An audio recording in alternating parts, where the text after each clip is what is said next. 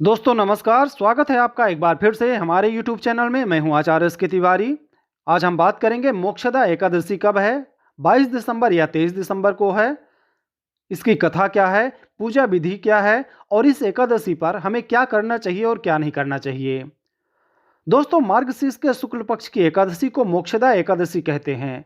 मोक्षदा एकादशी का व्रत 23 दिसंबर शनिवार 2023 के दिन रखा जाएगा। मोक्षदा एकादशी के दिन का व्रत रखने का बहुत पुण्य माना गया है।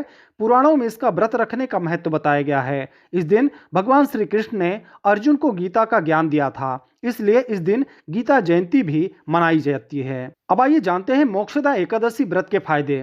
मान्यता अनुसार इस दिन उपवास करने से मन पवित्र तथा शरीर स्वस्थ होता है, पापों से छुटकारा मिलता है तथा जीवन में सुख शांति आती है। मोक्षदा एकादशी व्रत के प्रभाव से भगवान श्री हरि विष्णु मोक्ष प्रदान करते हैं। इतना ही नहीं, इस दिन पितरों के निमित्त तर्पण करने से उन्हें भी परम धाम का वास प्राप्त होता है।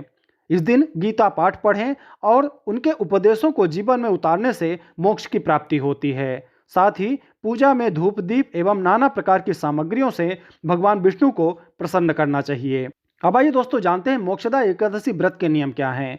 एकादशी प्रारंभ होने के समय व्रत करने का संकल्प लिया जाता है। संकल्प के बाद श्री हरि विष्णु के पूर्णावतार भगवान श्री कृष्ण की पूजा की जाती है। पूजा के बाद गीता पाठ किया जाता है। व्रत में फलाहार ले सकते हैं। अगले दिन व्रत का पारण किया जाता है। एकादशी के एक दिन पूर्व से यानी दशमी से ही तामसिक भोजनों का त्याग कर देना चाहिए। मार्गशीर्ष शुक्ल 11 के दिन मोक्षदा एकादशी व्रत रखा जाता है। इस दिन गीता जयंती भी मनाई जाती है। भगवान सूर्यदेव की उपासना करें, ब्रह्मचर्य रहकर एकादशी व्रत रखें। गीता जयंती या मोक्षदा एकादशी के दिन ब्रह्म मुहूर्त में उठकर श्री विष्णु का स्मरण करें और ध्यान करके दिन की शुरुआत करें। तत्पश्चात नित्य कर्म से निवृत्त होकर अपने स्नान वाले पानी में गंगा जल मिलाकर ओम गंगे का मंत्र का उच्चारण करते हुए स्नान ध्यान करें। इसके बाद स्वच्छ धुले हुए वस्त्र धारण करके भगवान श्री विष्णु को पीले पुष्प, पीले फल, धूप दीप आदि चीजों से पूजन करें। श्री विष्णु पूजन के लिए ऋतुफल, नारियल, नींबू, नैवेद्य आदि सामग्रियों से श्री विष्णु भगवान की पूजा करें। आरती करें, पूजन संपन्न करें, गीता पाठ का अध्याय पढ़ें और एकादशी की व्रत कथा का वाचन करें।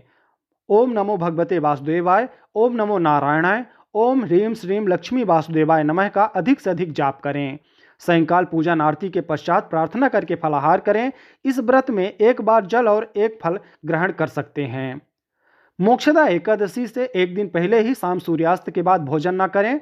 रात में भगवान का ध्यान करके ही सोएं या मंत्र जाप करके सोएं। एकादशी का व्रत रख रहे हैं तो मन शांत और स्थिर रखें। गुस्से या बदले की भावना से किसी प्रकार के दोष अपने मन में लाने का प्रयास ना करें। इस दिन भूल कर भी किसी की बुराई ना करें, किसी से झगड़ा ना करें। मोक्षदा एकादशी के दिन भी भोजन ग्रहण ना करें। शाम के पूजा के बाद फल खा सकते हैं। मोक्षदा एकादशी का व्रत ना भी रख रहे हों तो कम से कम चावल से परहेज करें। इस दिन रात के समय जागरण जरूर करें। इसके साथ ही भजन कीर्तन करें। फिर द्वादशी के दिन ब्राह्मणों को भोजन करवाने के बाद ही भोजन करें। मोक्षदा एकादशी पर उन चीजों को खाने से बचें जिसके लिए किसी जीव जंतु की हत्या की गई है, यानी कि कंद वाली चीजों का सेवन ना करें। प्याज, लहसुन और तामसिक भोजन को करने से बचें। साथ ही मसूर की दाल, चावल और बैगन को भी खाने से बचें। दोस्तों, अब आइए जानते हैं मोक्षदा एकादशी की कथा के बारे में। महाराज युधिष्ठिर ने कहा कि हे भगवान, आप तीनों लोकों के स्वामी हैं, सबको सुख देने वाले हैं और जगत के पति हैं। मैं आपको नमस्कार करता हूँ। हे देव, आप सबके हितैषी हैं, अतः मेरे संशय को दूर कर मुझे बताइए कि मार्गशीर्ष एकादशी का क्या नाम है, उस दिन कौन से देवता का पूजन किया जाता है और उसकी विधि क्या है, कृपया मुझे बताइए। भक्त वत्सल भगवान श्री कृष्ण कहने लगे, धर्मराज, तुमने बड़ा ही उत्तम प्रश्न किया है। इसके सुनने से तुम्हारा यह संसार में फैलेगा। मार्गशीर्ष शुक्ल एकादशी अनेक पापों को नष्ट करने वाली है। इसका नाम मोक्षदा एकादशी है। इस दिन भगवान श्री विष्णु की पूजा धूप दीप नैवेद्य आदि से भक्ति भाव से पूजन करने से चारों दिशाओं से यश तथा विजय की प्राप्ति होती है। इस व्रत से बढ़कर मोक्ष देने वाला और कोई व्रत नहीं है। उसके बाद भगवान श्री कृष्ण ने इस एकादशी की कथा के बारे में महाराज युधिष्ठिर को बताया कि गोकुल नाम के नगर में बैखानस नामक राजा राज्य करता था। उसके राज्य में चारों वेदों के ज्ञाता ब्राह्मण रहते थे। वह राजा अपनी प्रजा का पुत्रवत पालन करता था। एक बार रात्रि में राजा ने स्वप्न में देखा कि उसके पिता नरक में हैं। उसे बड़ा आश्चर्य हुआ। प्रातः वह विद्वान ब्राह्मणों के पास गया और अपना स्वप्न सुनाया।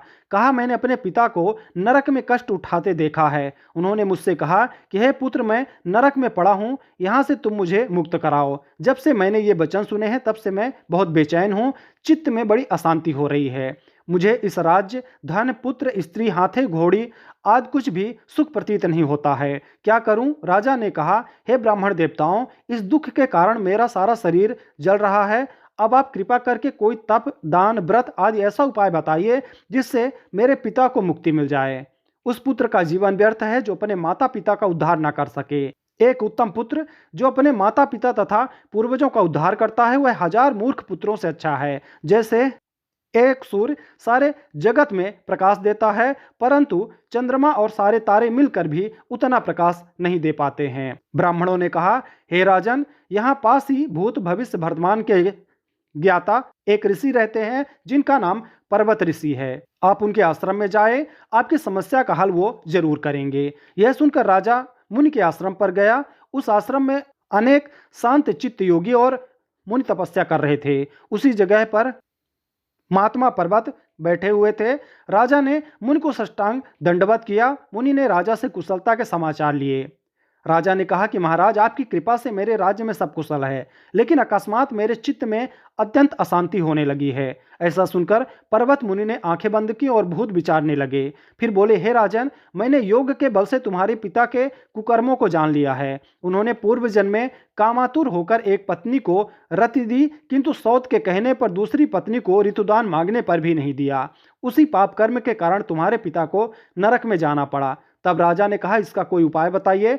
मुनि बोले, हे राजन, आप मार्गशीर्ष एकादशी का उपवास करें और उस उपवास के पुण्य को अपने पिता को संकल्प कर दें। इसके प्रभाव से आपके पिता को अवश्य ही नरक से मुक्ति होगी। मुनि के ये वचन सुनकर राजा महल में आया और मुनि के कहे अनुसार कुटुंब सहित मोक्षदा एकादशी का व्रत किया। उसके उपवास का पुण्य उसने पिता को अर्पण कर दिया। इसके प्रभाव से उसके पिता को मुक्ति मिल गई और स्वर्ग में जाते हुए वे पुत्र से कहने लगे, हे पुत्र, तेरा कल्याण हो। यह कहकर स्वर्ग चले गए। मार्गशीर्ष मास की शुक्ल पक्ष की मोक्षदा एकादशी का जो व्रत करते हैं उनके समस्त पाप नष्ट हो जाते हैं। इस कथा को पढ़ने या सुनने से वाजपेय यज्ञ का फल मिलता है। यह व्रत चिंतामणि के समान सब कामनाएं पूर्ण करने वाला तथा मोक्ष प्रदाता माना जाता है। तो दोस्तों, ये जानकारी थी मोक्षदा एकादशी के बारे में। मोक्षदा एकादशी का व्रत जो गृहस्थ में रहने वाले लोग हैं वो 23 दिसंबर को करें। 22 दिसंबर को भी एकादशी है, लेकिन उस एकादशी में दशमी का वेद है।